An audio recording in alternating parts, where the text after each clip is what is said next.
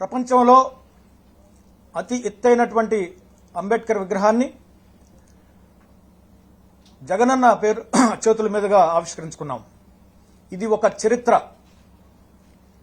ఆంధ్రప్రదేశ్ రాష్ట్ర చరిత్రలో సువర్ణ అక్షరాలతో లిఖించదగ్గటువంటి ఘట్టం.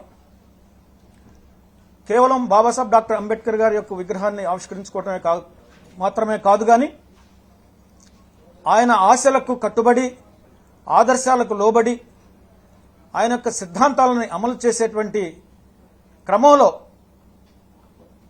ఇవాళ భారతదేశంలో జగన్మోహన్ రెడ్డి గారు ముందున్నారని చెప్పేసి ఈ సందర్భంగా నేను తెలియజేస్తా ఉన్నాను. బాబాసాహెబ్ డాక్టర్ కన్నటువంటి కళ రాజకీయ, ఆర్థిక, సామాజిక అసమానతలు పోవాలని, సమసమాజం నిర్మాణం జరగాలని, కుల వివక్ష అంతరించాలని, పేద బడుగు బలహీన వర్గాలకు రాజకీయంగా, ఆర్థికంగా, సామాజికంగా సాధికారిత కలగాలని చెప్పేసి ఆయన కలగన్నాడు. అంబేద్కర్ గారు కలగన్నాడు.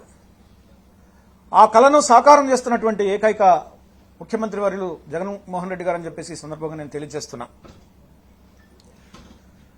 ఇవాళ 120 పథకాలు, సంక్షేమ పథకాలని అమలు చేస్తూ అక్షరాల 2,53,000 కోట్ల రూపాయల నిధుల్ని